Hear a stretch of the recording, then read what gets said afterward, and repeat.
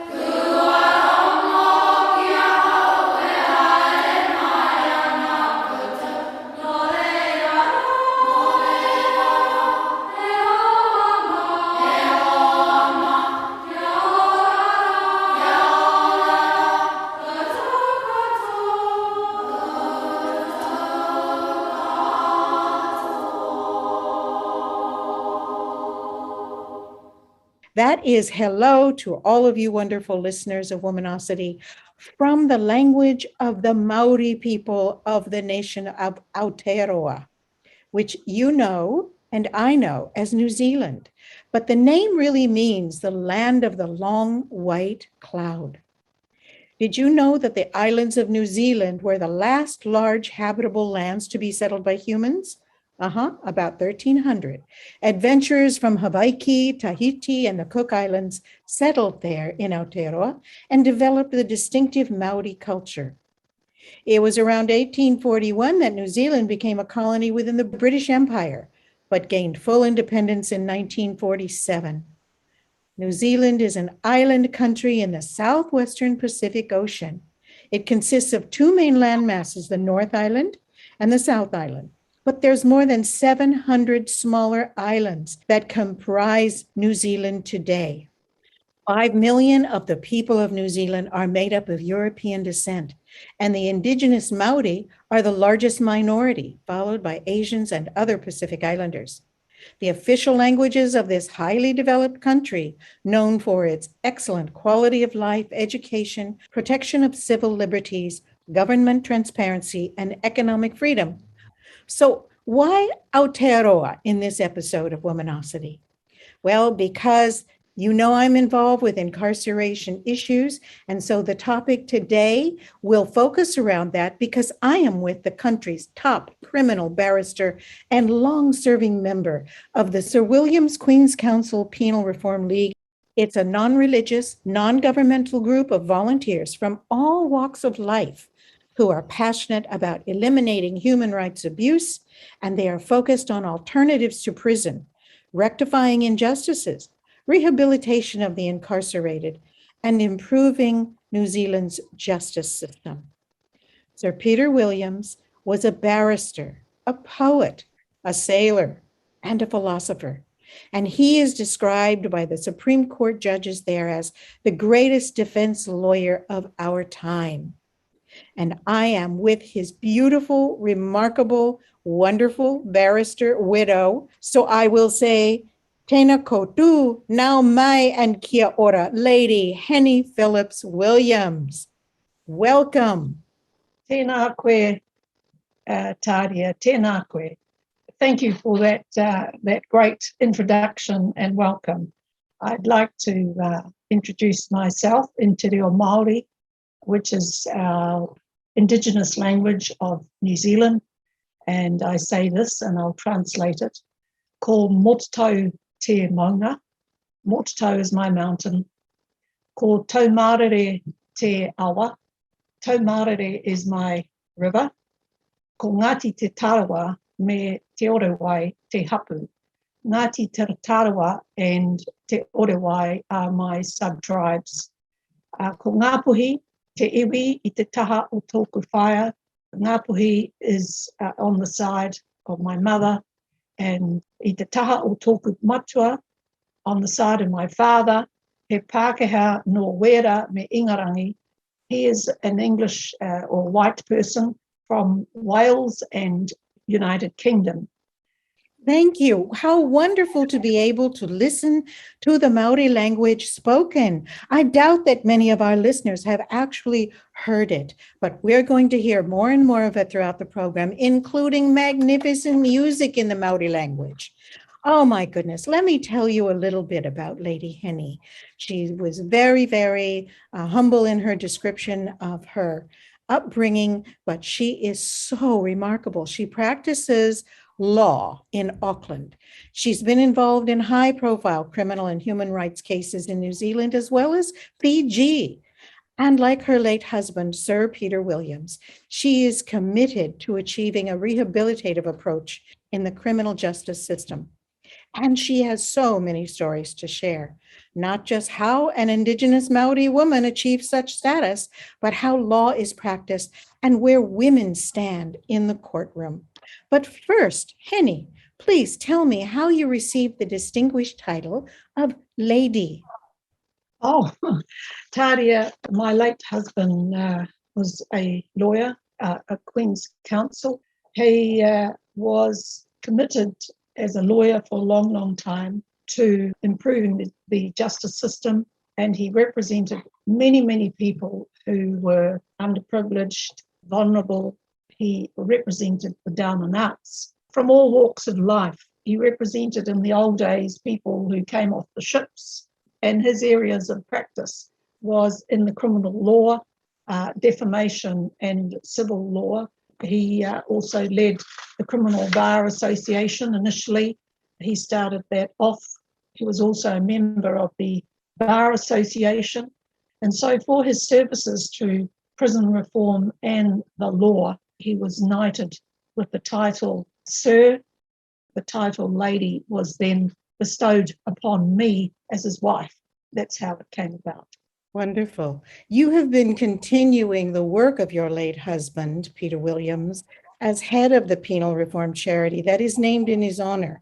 Now, we all know that the United States, Australia, and even New Zealand's prisons have very high percentages of inmates. Nearly 1 out of every 100 people in the United States is in a prison or a jail. And since 2000, New Zealand's incarceration rate has continued to rise, ebbing and flowing. You've spent a large part of your life working in every aspect of the judicial and prison system with a focus on human rights, civil rights, and criminal cases. Have things changed much over the years? What have been your observations? Things have changed for the better in some respects. And when I say better, that means probably in the last maybe 15 years, if I could put it like that, there's been more rehabilitative programs, reintegration programs, and there's more of a change of attitude by the Corrections Department to prisoners. Prisoners have been helped a little more than they used to be. In the old days, the whole attitude was once they were incarcerated, you threw away the key.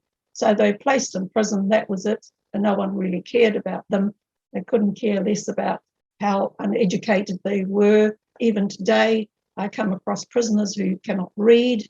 Some of them in our prisons here, they've gone on to complete a university degree through some very, very hard work. There is one person who comes on the TV quite frequently here in New Zealand, and he's done a PhD. He's doing really, really well. Sometimes these people do these terrible things when, like he killed somebody who was trying to sell drugs to him. Prison can be a time for reflection, but also some hard work.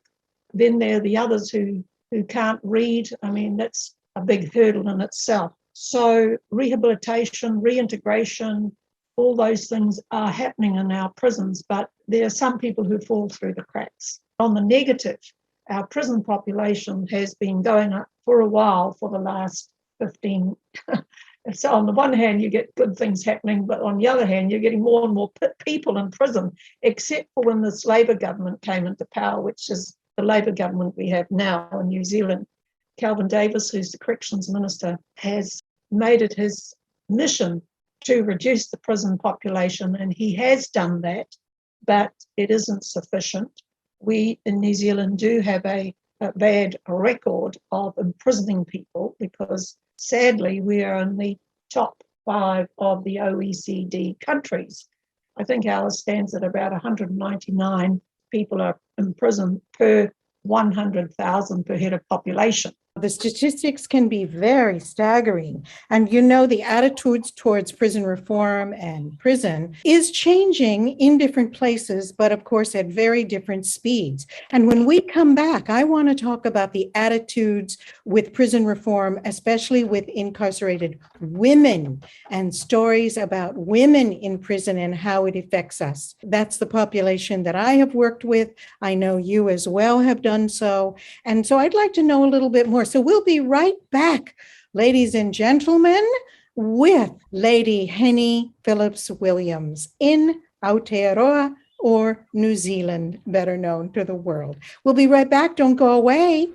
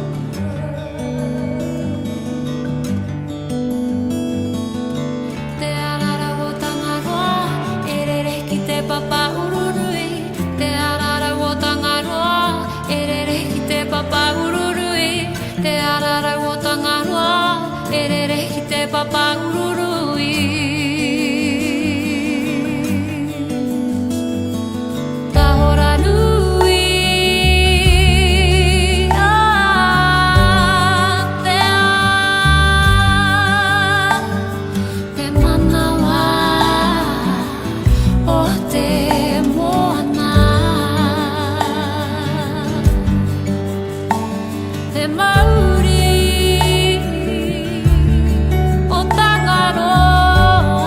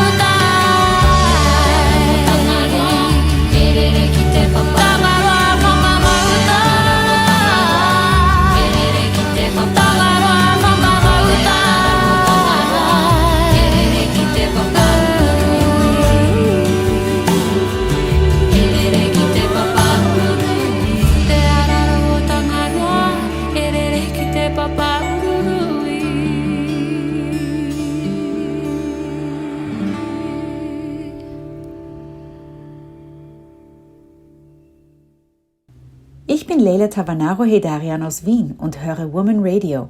Ich lerne so viel Interessantes von den Radiomoderatorinnen und liebe die Musik. Ich freue mich, dass ihr auch Woman Radio hört. Womanocity is like a good cup of coffee with a new friend, somebody I'd never have a chance to meet. Sometimes it's a new idea or thinking about an old one in a new way. It's girlfriends. It's Tadia, and it's all good. This is American artist, writer, and girlfriend Jenny Cooley in Santa Fe, New Mexico. Mna ndingukhwezi futhi ucenenda and ndithanda ukumamela iWoman Radio. Ndizokufunda izinto ezintsha ndive nomculo omnandi. Iinkqubo zabo zimnandi kwaye zisebenzisa ingqondo. Ukusukela On the Couch to Womanocity, hlala kukho into emnandi yokumamela nemfundiso entsha. Ndithanda kakhulu ukuba ngummameli. Ndiyavuya ukuba nawe umamele.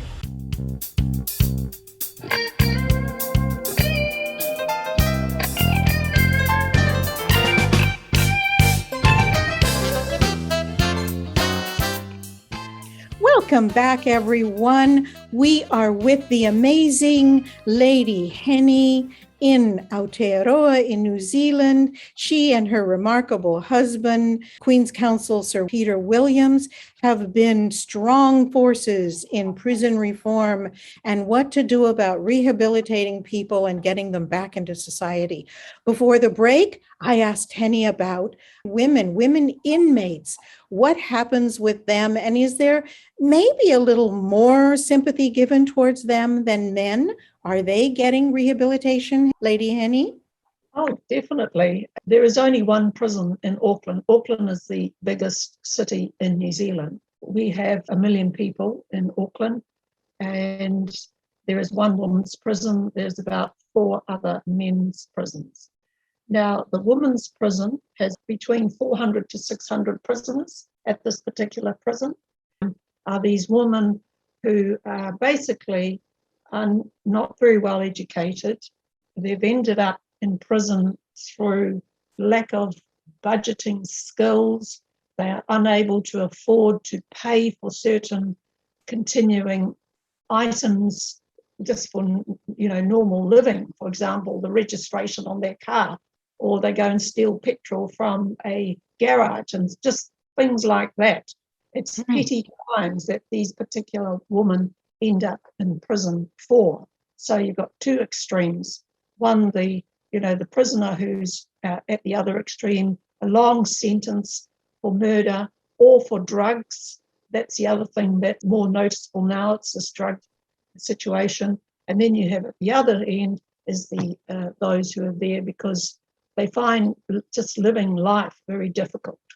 I think that for most nations and many peoples, alcoholism, drugs, domestic abuse, poverty, these are all drivers that put people in prison. In the US, the foster care system is the pathway to prison.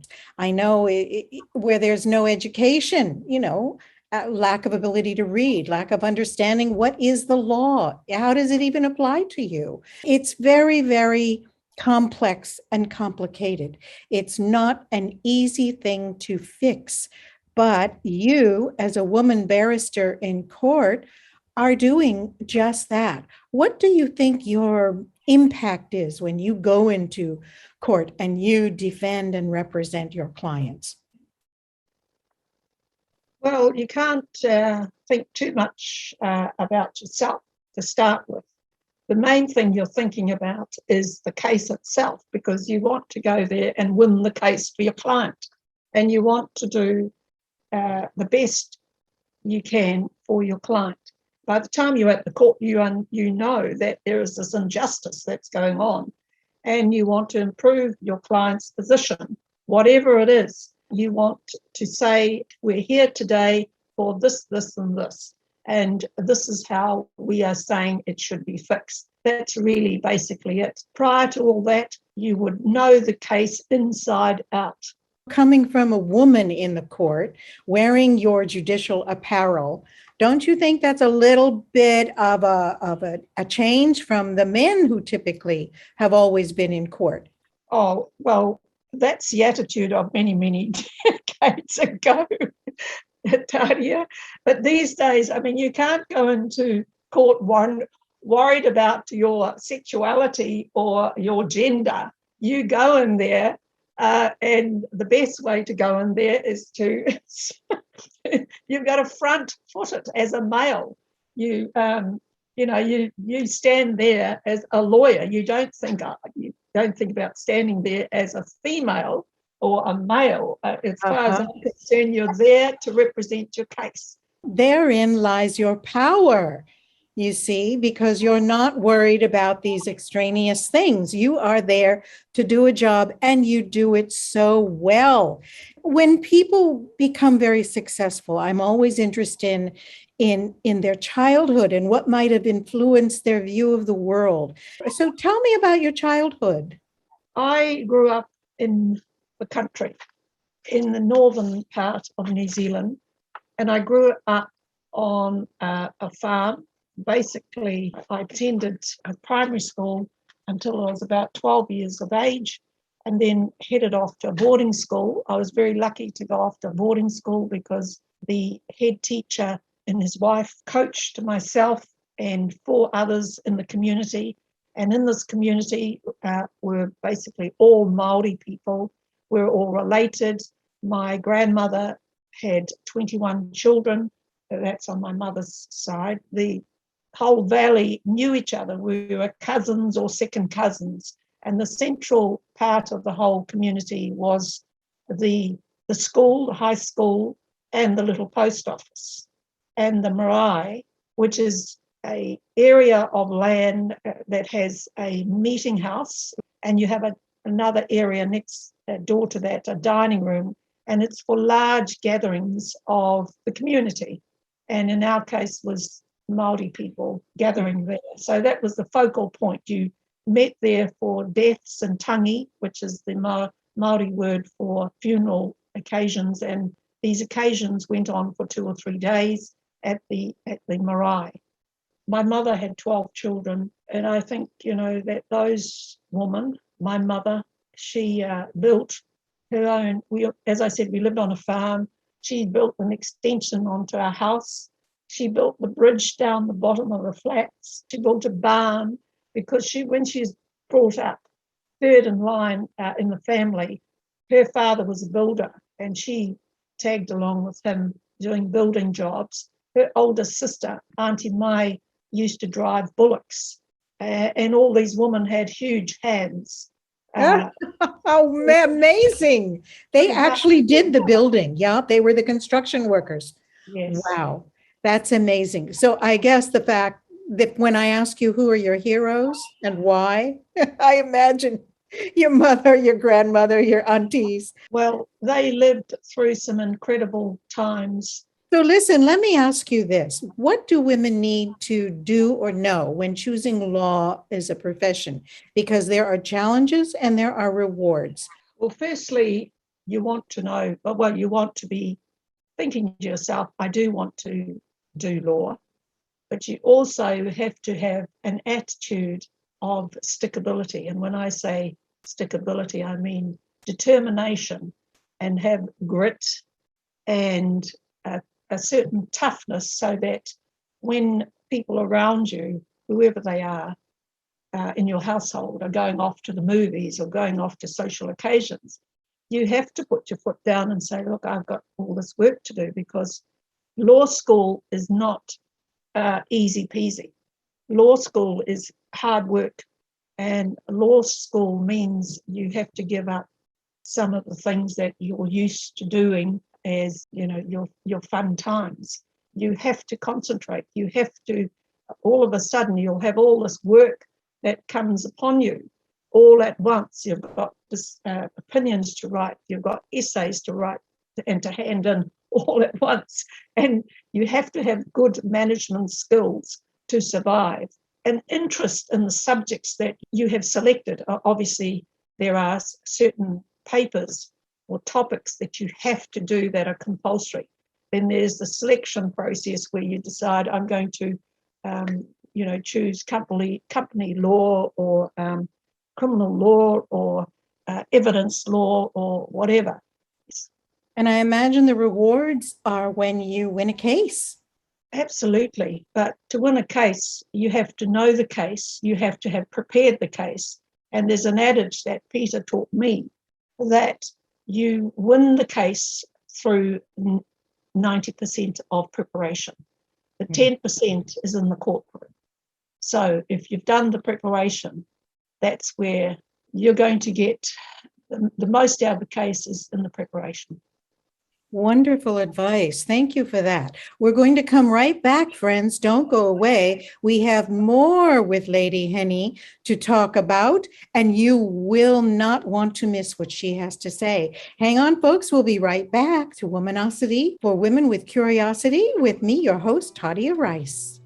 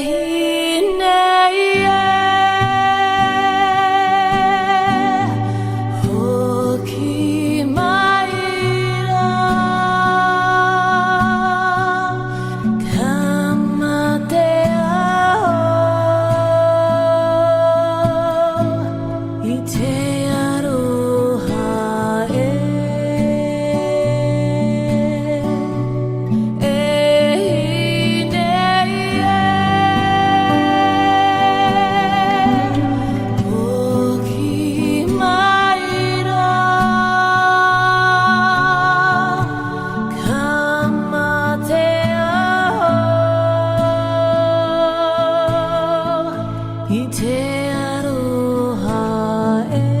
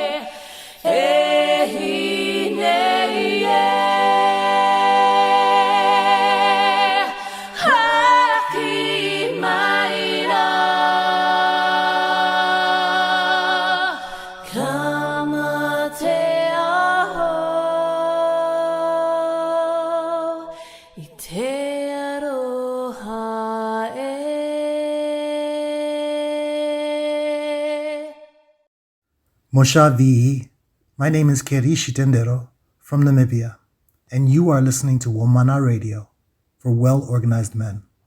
I'm listening to. Hello, hi, muraho, mwaramutse, mumeze mute. My name is Hope Azeda. I'm an artist from Kigali, Rwanda. You are listening to Woman Radio. I am listening to. Welcome, Murakazanese.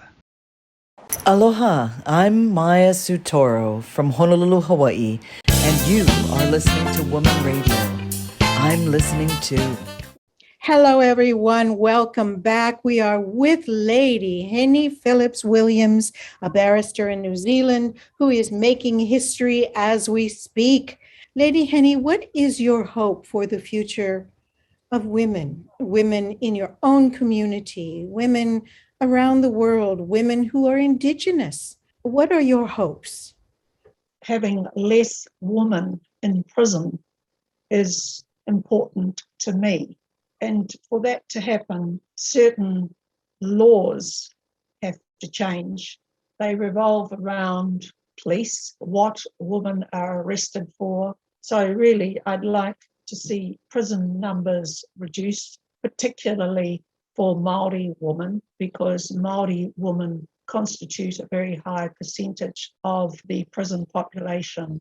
And why is that? It's been like that for a long, long time for Māori in general, whether it's Māori women, whether it's Māori males. There's always been a very high prison population. And it's only recently that police have and media have apologised for their or admitted their racist approaches to highlighting a defendant. And they say the Māori defendant, rather than just saying this defendant. They have to put the word Māori before. There's a lot of racism that goes on with the police for a long, long time, and even in the courts. So you've got this barrage of certain values that have been there for a long time. Even the policies of various governments have encouraged this imprisonment of Māori for a long time. And it's only under this Labour government where things have changed quite drastically, actually. But you also have laws, if I could go back to between the males and the females, it appears to me that females are treated a little bit more leniently than male in the court system when it comes to sentencing. You may have the same crime, but a woman, generally speaking, will be treated a little bit more leniently. Interesting. And in Hawaii, women get harsher sentences than men for the same crime.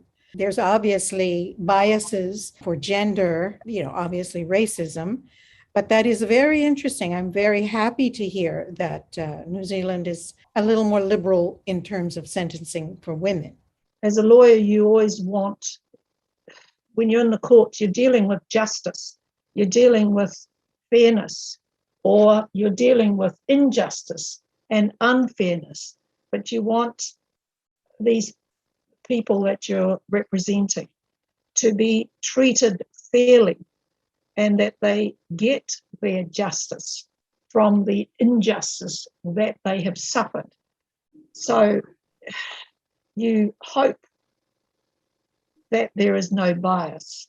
You hope there's no prejudice and racism and those sort of values that affect people. If you can have a fairer nation, people who, like judges, are dealing with defendants in the courts, whether it's male or female, if they deal fairly with these people, then you're going to have people believing in the law and thinking it's a fair system, and it gives confidence in the law. You have to do things right before the population so that they have faith in the law and faith in the justice system and faith in the court system. That's so true everywhere around the world. Our success story has been, we've had volunteers from the law school when Peter was alive, and I still do it now.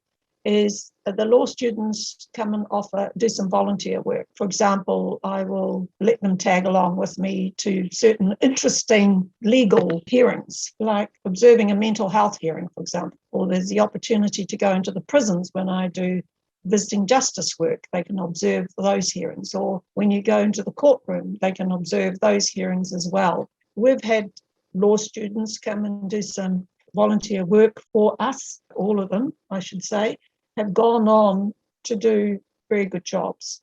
Well, you mentored him, and that is definitely a success story. What would you say is your biggest achievement to date? I'd like to talk about a civil case. Recently, we had a civil trial for that. The decision is not out, but that trial was the culmination of a criminal trial that Peter and I did many years ago. The client was charged with murder. He wasn't the murderer. And this particular case that I did with another Queen's Counsel in Wellington and finished it in early August. I'm glad to say that it is now over because it sapped my energies and it took a lot of preparation. I did know the criminal case, but doing a civil trial is so much more demanding because of the way you have to set out documents for the High Court. And it, took it went on, I don't know, about 2 or 3 years in preparation for it to get it through to where it finished in August. So that, to me, was a huge challenge, and it's over, except to say it depends on what the decision is when it comes out. I mean, we may have to do some more work on it if we have to appeal it. I don't know. I hope not. So that's one thing. And the other thing was getting the opportunity when I was fresh out of law school. I think it was a year or two out of law school, and I had this opportunity to go and work in Fiji with Peter. There had been a coup in Fiji, and we had to work up in Fiji for various clients. They wanted Peter as a QC, and he said, if I do the work, she comes with me, meaning me, Heeni. So I got that experience working in the Fijian courts as well. I considered it dangerous. I considered it challenging because the law, you didn't know what was going to happen from one moment to the next, because they could change the law on you. They had changed various aspects of the law, and you had to be very careful because the Fijians then were military, and the police were renowned for being brutal to people and taking people up to the military camp and being brutal. And you have visited prisons all over the world, whether it's in Oceania or Europe, United States, continental. You've really seen how different places treat their incarcerated populations. When we come back, I'd like for you to tell me what you felt was the best and the worst of those visits. So we'll be right back, friends, with Lady Heeni Phillips-Williams in New Zealand. Don't go away. If you want to hear entertaining or exciting information, then Woman Radio is for you. From the creative to the provocative, or intriguing to the challenging, it's great food for our ears. Women are building the world in unexpected ways, and Woman Radio is playing a major role. I'm April Malovani in Redondo Beach, California, and I hope you're listening to Woman Radio too. This is Tabega Poswa in Cape Town, South Africa, and I listen to Woman Radio whenever I can. I may not know what I'm going to hear, but whatever it is, I learn from it. And I love the music too. I'm glad you're listening to Woman Radio. No man is an island. Ladies, let's open up and discuss issues, whether good or bad. Platforms are there. Woman Radio happens to be just one of them. I'm inviting you on the couch to further discuss areas of concern every Thursday from 10 a.m. South African time to 12 noon. On the couch with me, Yvonne Chaka Chaka, here on Woman Radio, well-organized men, for we are. Meet me at the party on the couch. Ni hao, I'm Steve Bergadine from China. You're listening to Woman Radio for well-organized men. I'm listening to. Hi, I'm Disero Mamabulo from Light of Africa, South Africa in Pretoria. I listen to Women Radio when I want to learn new things or hear new music. The shows are always stimulating from on the couch to Womanocity. There is always something interesting or inspirational. I'm glad you are listening too. Welcome back, everyone. I'm here with Lady Heeni Phillips-Williams in the studio, she in Aotearoa, New Zealand, me in Hawaii.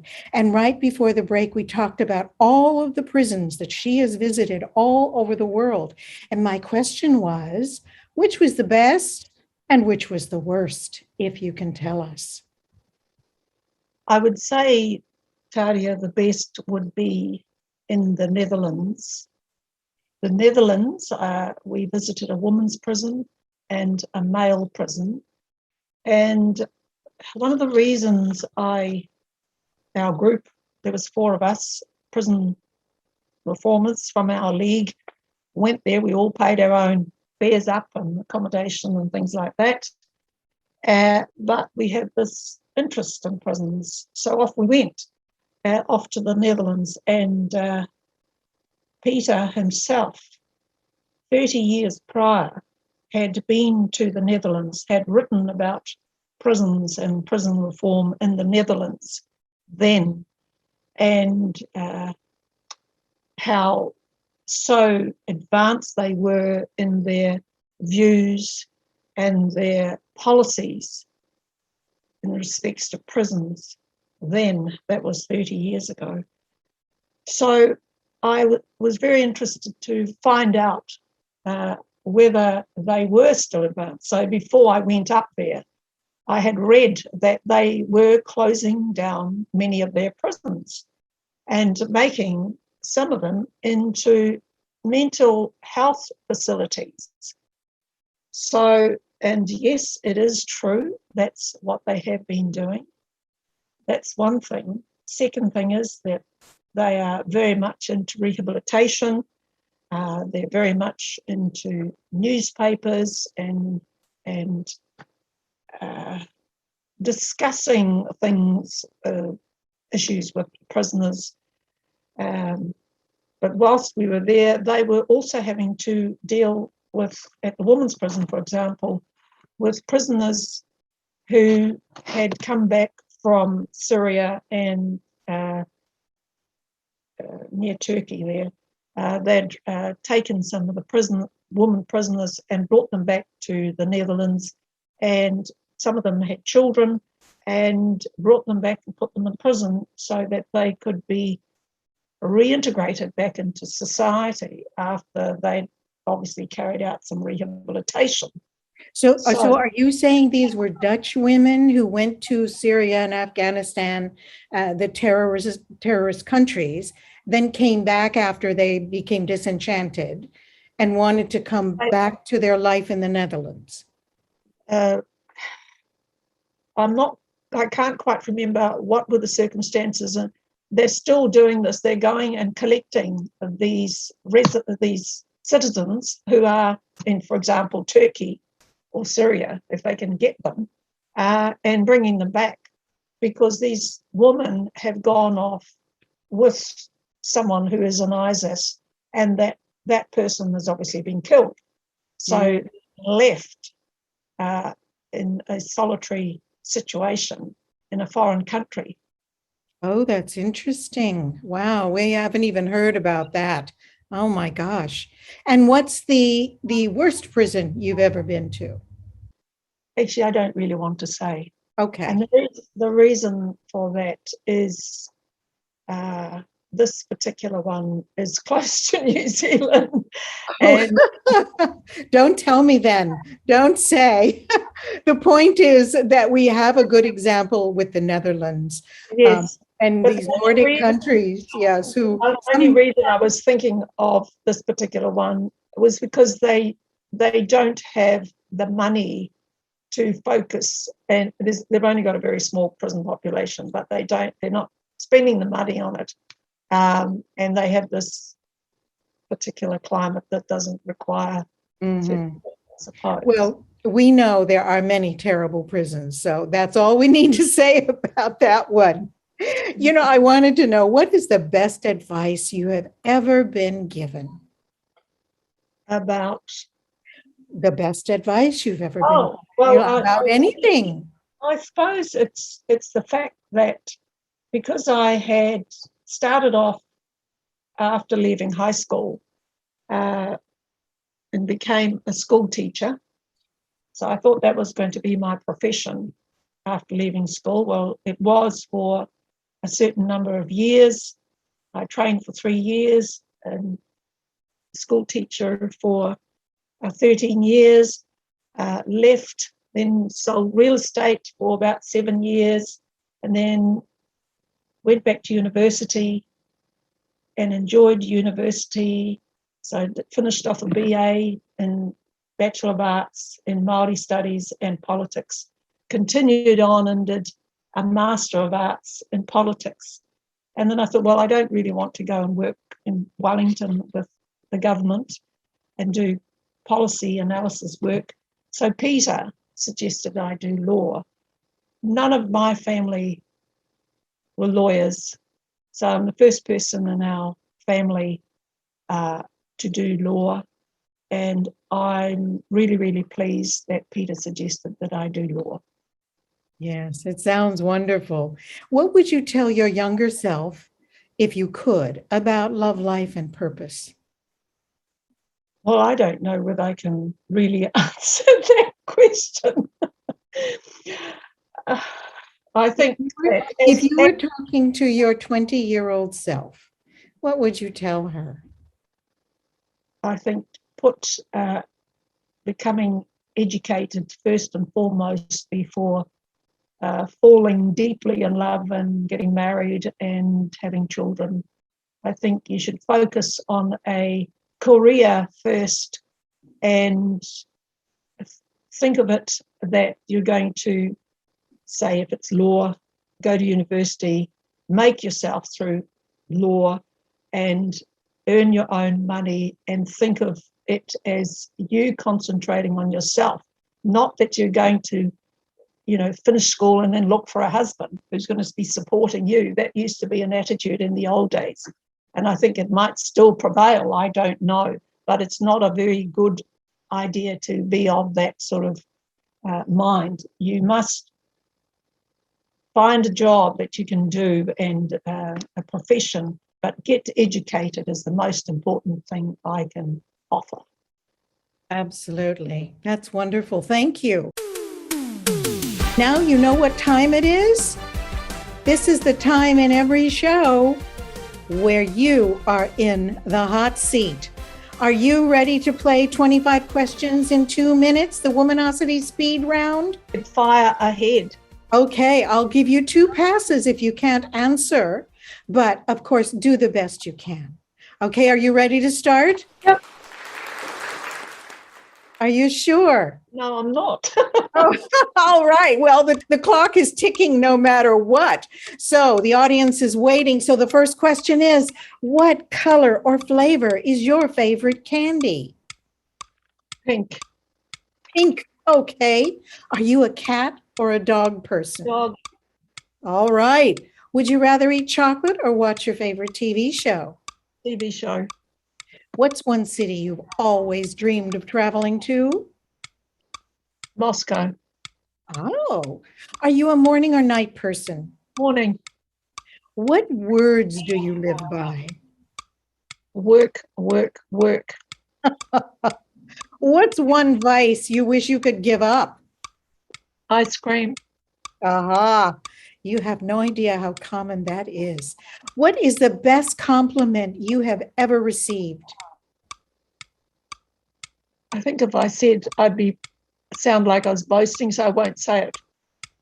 Well, no, just what's the best compliment you've ever received? Someone else said it about you. You didn't say it. Oh, next question? Okay, you can pass on that one. How do you start your day, Lady Heeni? I have to say some nice words to Ariki, the dog, because he's been guarding all night. I see. Okay. So when are you most inspired? In the morning. Okay. Now, food, sweet or savory? Savory. What makes you smile the most? Listening to witticisms and cleverness of speech. Mm-hmm. What's the one thing people don't know about you? I've played quite a lot of sport all my life, and I'm a fitness fanatic. Oh, good for you. So then, heels, flats, or sneakers? Heels. Oh, okay. What's inspiring you in life right now? Conference planning. Conference planning, okay. What's the most adventurous thing you've done in your life? Going out yachting when one couldn't swim. Aha. Oh, well, then that does make it an adventure. How would you define yourself in 3 words? Determined, hardworking, a foodie. A foodie? You mean as in eating, you like to eat food? Oh, I didn't know that. Okay, diamonds or pearls? Diamonds. What's something you notice about someone when you first meet them? How they speak to you. Mm-hmm. What's the one talent you wish you had? Being able to play a musical instrument much better than like the piano or the guitar. I would like to do it much better than I currently do. What's your favorite color? Cream or white. And what color clothing do you wear the most? Black, probably, because you have to dress up in a suit. Uh-huh. What's the cutest thing on planet Earth? All these beautiful animals out in the wild. What's the best thing that's happened to you this year? Getting through this civil case. It's a big case. It's a historic case, yeah. And what's a song you love? Rainy Night in Georgia by Randy Crawford. Oh, all right. You know what? In tribute to you, we're going to go out with Randy Crawford's Rainy Night in Georgia. And I want to thank again my dear, dear, wonderful guest, Lady Heeni Phillips-Williams, a barrister who is making history and changing history in New Zealand. Thank you again so much for being with us today. Kia ora, Lady Heeni. It's a pleasure, Tadia. It's lovely to be with you. Thank you so much for the opportunity. Hovering by my suitcase, trying to find a warm place to spend the night.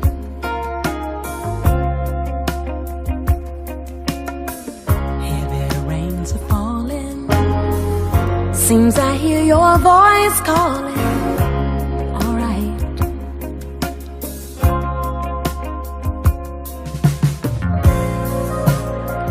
A rainy night in Georgia.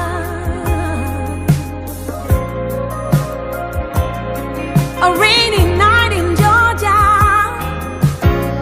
I believe that it's raining all over the world. I feel that it's raining all over the world. Neon signs are flashing, taxi cabs and buses passing through the night.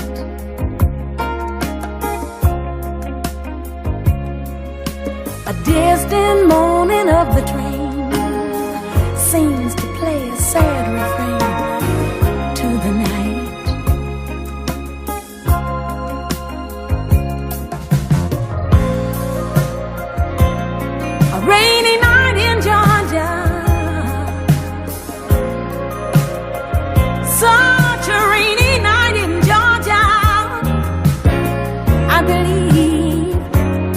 that it's raining all over the world. I feel like it's raining all over the world. How many times I wonder, it still comes out the same. No matter how you look at it or think of it, it's life, and we just got to play the game.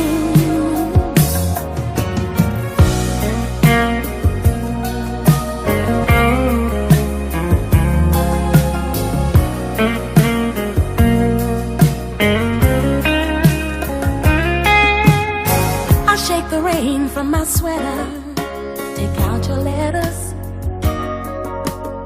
to pass some time.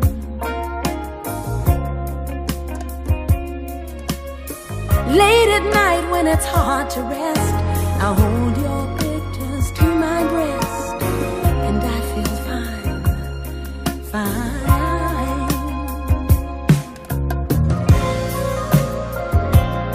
It's a rainy night in Georgia.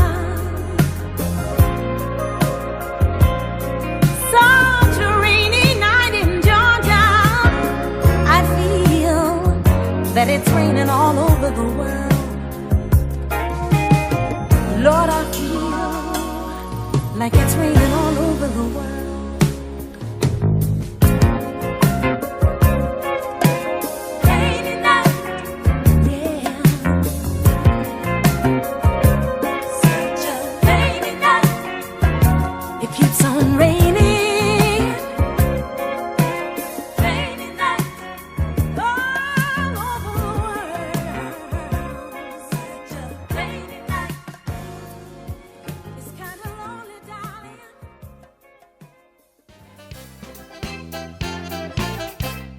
Thank you for being with me today on Womanocity for Women with Curiosity, broadcasting globally on Woman Radio. Enjoy great interviews with remarkable women and music from around the world. Join me, won't you?